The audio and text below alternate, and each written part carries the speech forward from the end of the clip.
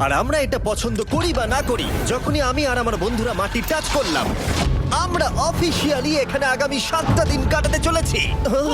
বাবারে, এটা আমার জীবনে করা সবথেকে ভয়ঙ্কর জিনিস। প্রথমত, আমাদের এখন এখান থেকে অনেকটা দূরে যেতে হবে। কেন? যদি ঝড় বৃষ্টি হয় তাহলে এই পুরো জায়গাটা জলে ভরে যেতে পারে, আর সমুদ্রের মতো ঢেউ এসে সবাইকে ভাসিয়ে নিয়ে যেতে পারে। সেই জন্য আমাদের আরো ভিতরে যেতে হবে একটা বেস ক্যাম্প বানানোর জন্য। ভাই এটা পুরো পাগলাম। এটা একটা অন্য জগৎ মনে হচ্ছে। এই কেভ এন্ট্রান্সটা হয়তো দেখতে, হয়তো জানি না যে আগামী 7টা দিন আমাদের জীবনের সব থেকে কঠিন সময় হতে চলেছে। সব থেকে বাজে ডিসিশন।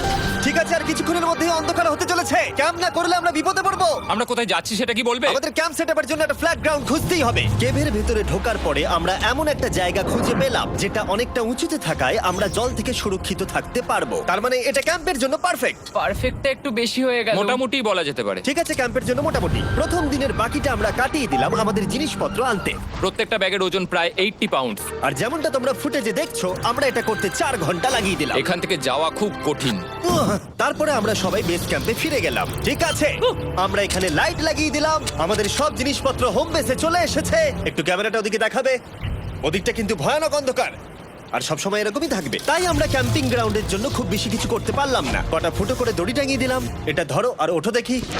মনে হচ্ছে আমাদের হ্যামকগুলো ভালোই সাপোর্ট পাবে। আর তারপরে আমাদের সার্ভাইভাল গাইড জোয়ের সাহায্যে আমরা হ্যামক টাঙালাম। এই সরু দড়িটা আমার হ্যামকটাকে ধরে রাখবে। হ্যাঁ, ডিনার খেয়ে আমরা প্রথম রাত্রি ঠান্ডার জন্য তৈরি হলাম। আমি মিথ্যে কথা বলবো না, আমি যতটা ভেবেছিলাম তার থেকে এই হ্যামকটা অনেক বেশি কমফোর্টেবল। এই আমি তো আমার চমকেই হাতটা তো গেছিলাম। বড় কেন ভাই? এই কেভটা 2.5 কিলোমিটার ডিপ, আর আমরা এখন এন্ট্রান্সের কাছেই ক্যাম্পিং করছি। কাল আমরা অনেক কিছু এক্সপ্লোর করব। তোমরা কেমন ঘুমালে?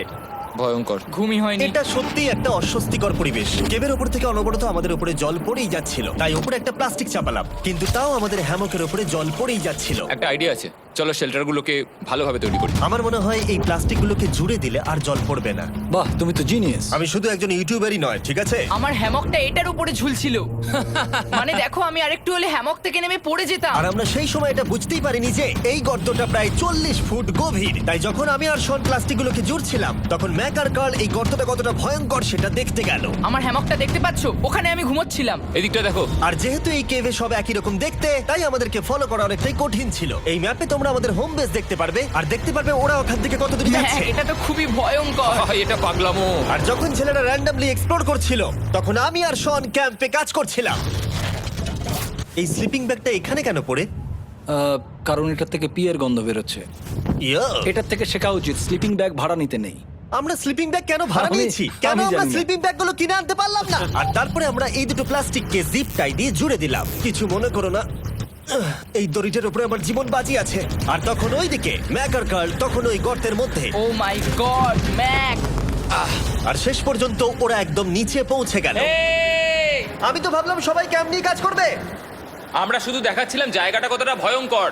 না পড়লেই হবে, তোমাদের স্কিল নেই। আচ্ছা ঠিক আছে। আর যদিও ওদের এবার ফিরে আসা উচিত ছিল, কিন্তু কাল আর ম্যাক এটা কতটা গভীর সেটা দেখানোর চেষ্টা করলো। ভাই এটা দেখতে দারুণ লাগছে। তুমি কি নদীটাকে পার করতে পারবে? কিন্তু ওরা এটা জানে না যে এই রিভারটা এই কেভের গোটাটাই জুড়ে আছে। তার মানে এর মধ্যেও আমাদের কিছুটা সময় কাটাতে হতেই পারে।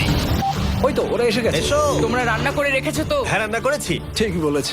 একটা নতুন বাড়ি, ঠিক বলেছি তো? একদম। এখন আমাদের একটা ছাদ আছে। আর এটা তো দারুণ। জিমি রান্না বেশ ভালোই আর করেছে। আমরা আমাদের ফায়ার পিটটাকে এই সুন্দর জায়গাটাতে নিয়ে এসেছি। জায়গাটা কেমন? বেশ গরম। আরামদায়ক। এই পাথরগুলো গরমটাকে ধরে রাখবে এবং ওপর থেকে যে পি পড়ছে সেগুলোকে আটকে দেবে। ওটা পি নয়। তাহলে ওটাকে কি বলবো? যদি জানি না, হয়তো বৃষ্টির জল হবে বা না, এটা বৃষ্টি নয়, না, পাথর মানে ইয়ে তুমি- করছে। এই একটু উপরে দেখাও।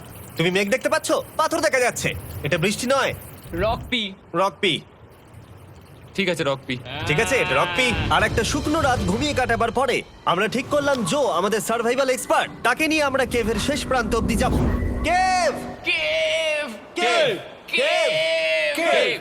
কেভ। কেভ! দেখা যাক আমরা কেভের কতটা গভীরে যেতে পারি। তোমরা কিন্তু মনে রাখবে আমরা সবেমাত্র কেভের এন্ট্রান্সের দিকেই আছি, আর আমাদের ইচ্ছা এই কেভের শেষ প্রান্ত অব্দি যাওয়া, অবশ্যই না মরে গিয়ে। ও মাই গড, এটা তো খুবই স্টিফ। আরে এটা তো সবে শুরু। আমরা কেভের আরো গভীরে এসেছি। তোমরা সবাই সাবধানে আসবে। এটা খুবই ছোট জায়গা, আমার মনে হয় না এখান থেকে আমি যেতে পারবো। কেভ এক্সপ্লোরের ইন্টারেস্টিং জিনিসটা হলো যা হোক করে আমাদের এই ছোট্ট ফাঁকগুলোর মধ্য দিয়ে এগিয়ে যেতে হবে। ও মাই গড, খুব ছোট জায়গা। আর তারপরেই খুব বড় একটা জায়গা আসবে, সেটা এতটাই বড় যে কিছু না দেখতে পাওয়ার জন্য এটা করতে হলো। ও মাই গড। এবার আমি সব দেখতে পাচ্ছি, এটা দুর্দান্ত। এটার তো অনেক আলো।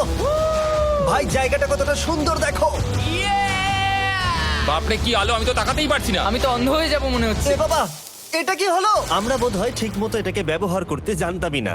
চলো এগিয়ে যাই। আর তাই আমরা এগোতে থাকলাম। এই যে এই জায়গাগুলো, এগুলো খুব ভালো ধরার এখানে? জায়গা। এগুলো ধরে এখান থেকে পা ঘুরিয়ে চলে আসতে পারবে। এইভাবে কি? হ্যাঁ, একদম পারফেক্ট। জো সব থেকে ভালো কেভ গাইড। এভাবে কেউ গাইড করতে পারবে না। ঠিক আছে, এইবার ব্যাপারটা ইন্টারেস্টিং হবে। কি? এটা কি? এখান থেকে আমাদের ওয়েট শুট পরে সাঁতার কেটে যেতে হবে। গতকাল ম্যাক আর কার্ল এটা নিয়ে মজা করছিল, কিন্তু এই কেভে আমাদের পরের অ্যাডভেঞ্চারটা ছিল একটা প্রায় জমে যাওয়া নদীর মধ্যে। ও মাই গড, এটা তো পাগলামি! তার মানে আমাদের ওয়েট শুট পড়তেই হবে যাতে আমাদের হাইপোথার্মিয়া না হয়। আমরা এটা কেন করছি? এই এক্সপেরিয়েন্সটা তো জীবনে একবারই হবে। এটা করলে হয়তো আর নাও বেঁচে থাকতে পারি। আমাদের এই কেভের শেষে পৌঁছতে হলে আমাদের এই নদীর মধ্য দিয়ে, এই ছোট্ট ফাঁকগুলোর মধ্য দিয়ে সাবধানে ধীরে ধীরে এগিয়ে যেতে হবে। আস্তে আস্তে নামো, স্রোতের কারণে পা পেছনে টানতে পারে। ঠিক আছে, আমি তাহলে নামছি। তুমি ওই দেয়ালগুলো ধরে ধরে এগোতে থাকো আস্তে এটা তো আস্তে। খুব ঠান্ডা। তুমি পারবে জিমি। জানি না এখানে ঢুকতে পারবো কি না। জিমি, এবার তুমি জল থেকে উঠে দাঁড়িয়ে পড়ো। এটা সত্যি একটা পাগলামি। এখানে কি ঠান্ডা! যখন তোমরা খুব ঠান্ডা জলের মধ্যে থাকবে তখন একটা পাথরকে ধরে এগিয়ে চলা খুব কঠিন হবে। ও মাই গড, এটা সত্যি পাগলামি। ম্যাক, কার, চলে এসো। আমার ভয় লাগছে। চলো চলো, পারবে। ভাই। এগোতে থাকো, পেছন দিকে তাকিও না। একবার দেখো আমরা কি করছি। কিন্তু এই বাধাগুলো এতটা কঠিন ছিল না সামনে যা আসতে চলেছিল তার তুলনায়। আমরা পেরেছি। কেভ কেভ কেভ এই, কেভ। একটা কথা শোনো, আমরা 10% আসিনি। তার মানে এখনো আমরা শুধুমাত্র সার্ফেসেই রয়েছি, আর শেষ প্রান্তে পৌঁছতে হলে আমাদেরকে আরো 2 কিলোমিটার যেতে হবে। যেরকম তোমরা দেখতে পাচ্ছ এখানে 24/7 বৃষ্টি হয়, তাই আমি একটা আড্ডা মারার জায়গা তৈরি করেছি যেখানে আমরা কেউ ভিজবো না। আমি ভাবছি আমি যদি এটা না বানাতাম তাহলে কি হতো। আমি নিশ্চিত যে ওদের একটা ভেজা পাথরের উপর শুতে হতো। আমাদের ক্রমাগত এগিয়ে যেতে হবে এবং শরীরটাকে ভিজে রাখতে হবে। ঠিক আছে। নইলে আমাদের শরীরের তাপমাত্রা কমে এটা যাবে। এতটা কঠিন কেন? সব থেকে বাজে ব্যাপার হলো আমরা যতটাই দিকে এগোবো ততটাই আমাদের পিছন দিকে ক্যাম্পে ফিরতে হবে। আমাদের পরের বাধাটা হয়তো জলের মধ্যে নয়, কিন্তু তার মানে এটা নয় যে সেটা সহজ হবে। আরে এটা কি মাকড়সার জাল? কিন্তু আমি মাকড়সা দেখতে পাচ্ছি না। তার কেন? মানে ওটা আমাদের উপরে আছে। আরে তোমার গায়ে, তোমার গায়ে। আমার বন্ধুরা কত বাজে। এই গেমটা মিস্টার বিস ভিডিওর মতো, যত এগোবে ততই কঠিন হবে।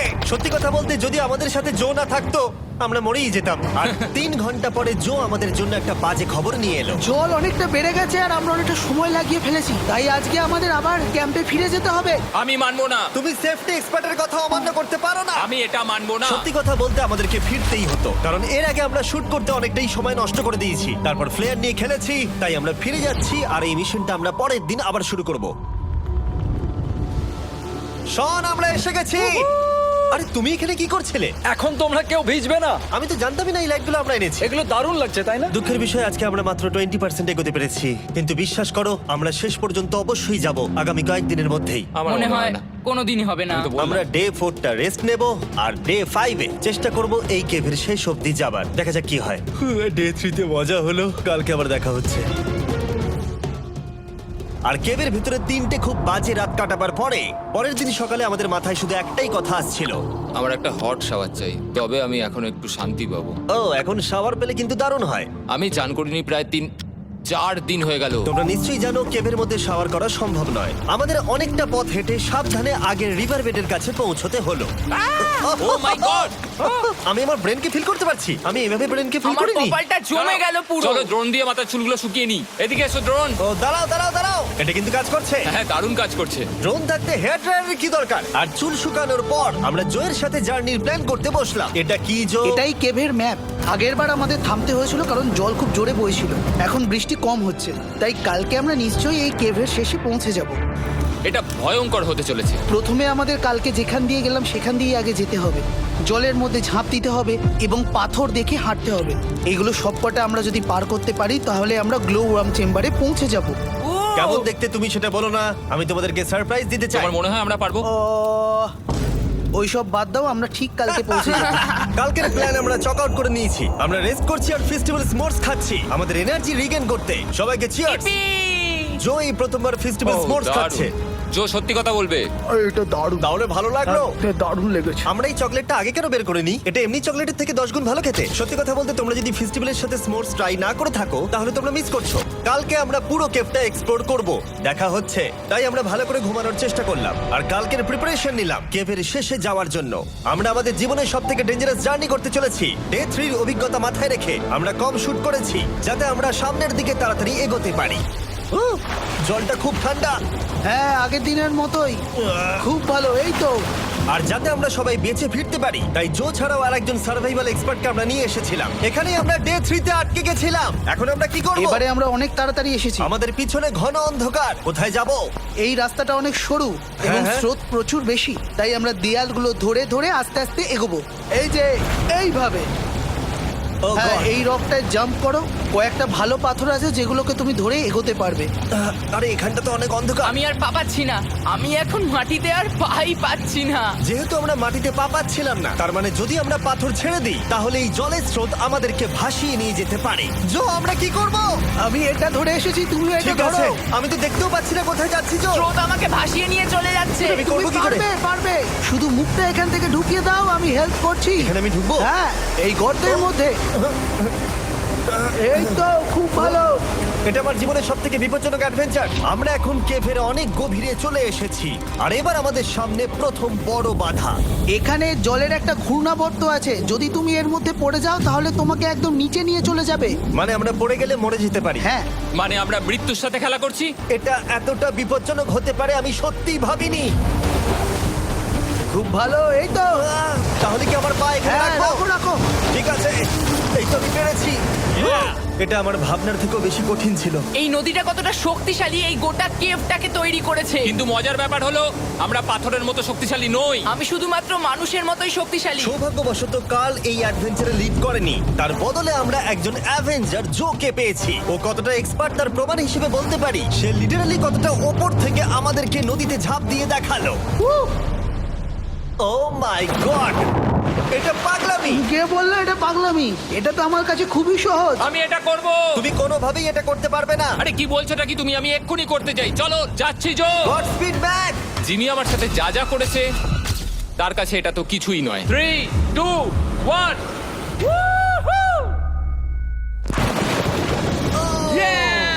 তুমি করবে? না, আমরা না এগুলো শেষ পর্যন্ত যেতে পারবো না। ও মাই গড, আমাদের নিচের দিকে যেতে হবে। আমরা সবসময় স্রোতের উল্টো দিকে কেন যাই? এখন শুধু আমি ভেসে ভেসেই যেতে পারবো, আর কিছু না। এই জলের তলায় অনেক ধারালো পাথর আছে, তোমরা সেগুলোকে দেখতে পাবে না, তাই সাবধানে পা ফেলবে। ও মাই গড, আবার এটা গভীর আরে হচ্ছে। আমার পা তো কিছুর উপরে রাখতে হবে। ছোট ছোট পাথরগুলোই একমাত্র বাধা ছিল না, মনে হচ্ছে আমাদের প্রতিটা পদক্ষেপে। ও ভাই, আমি কিচ্ছু দেখতে পাচ্ছি না। এটা খুব ভয়ঙ্কর। কেভটা আরো অন্ধকার হয়ে আসছিল এবং আরো সরু।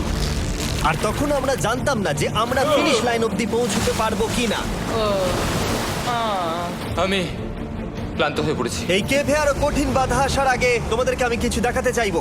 জো, তোমার ব্যাগটা দাও। Thank you. তুমি জানো এর মধ্যে কি আছে? না, জানি না কি আছে। Brand new mister beast lab swamp.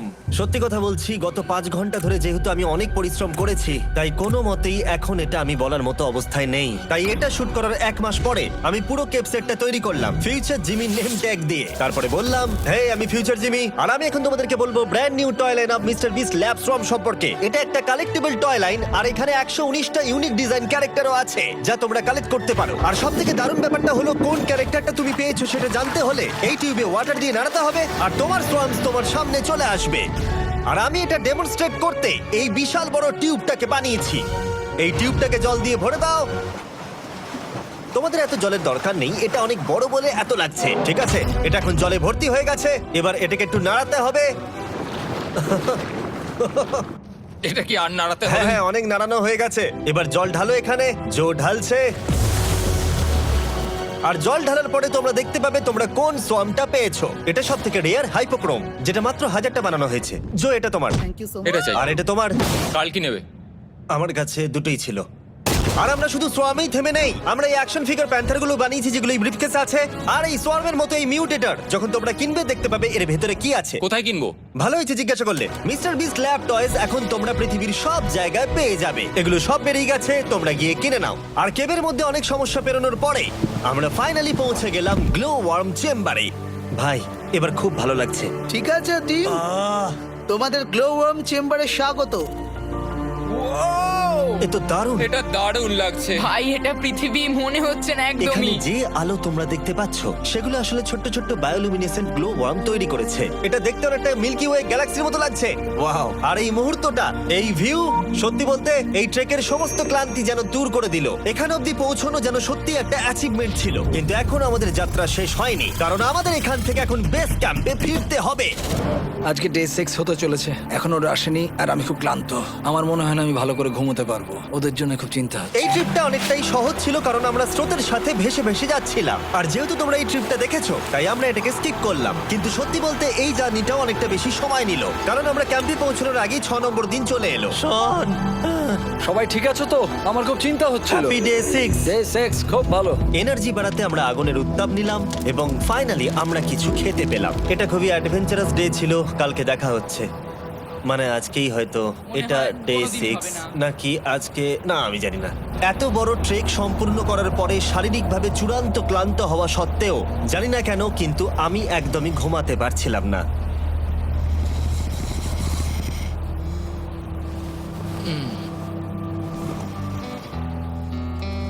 আমি 7 দিন সলিটারি কনফাইনমেন্টে কাটিয়েছি, কবরে কাটিয়েছি, 7 দিন রাফটে থেকেছি। কিন্তু সত্যি কথা বলতে এটা সবার থেকে বেশি কঠিন ছিল, কারণ সব সময় ভিজে, ঠান্ডা, প্রত্যেক মুহূর্তে এই পাথরগুলো শরীরে ব্যথা দিচ্ছে। বেশিরভাগ সময়টাই এই কেপটা দুঃস্বপ্নের মতো ছিল। কিন্তু তোমার আর আমার মধ্যে জিমি! ইয়ো! গার্ড, আমাকে দেখতে পাচ্ছ? এটা পৃথিবীর সবথেকে উজ্জ্বল টর্চ। মজার মুহূর্ত অনেক ছিল। মাটির নিচে 300 ফুট গভীরে অভিযান চালানো থেকে আমাদের সবাই মিলে হ্যামক নিয়ে হাসাহাসি করা সবকিছুই এই অভিযানের অংশ ছিল। যেহেতু আমাদের সঙ্গ দারুণ, চলো তিমির মতো আওয়াজ করো। তাই এই ভিজে, ঠান্ডা, পাথুরে অদ্ভুত কেভের ট্রিপটা বদলে গেল আমাদের জীবনের সব থেকে সুন্দর মুহূর্তে।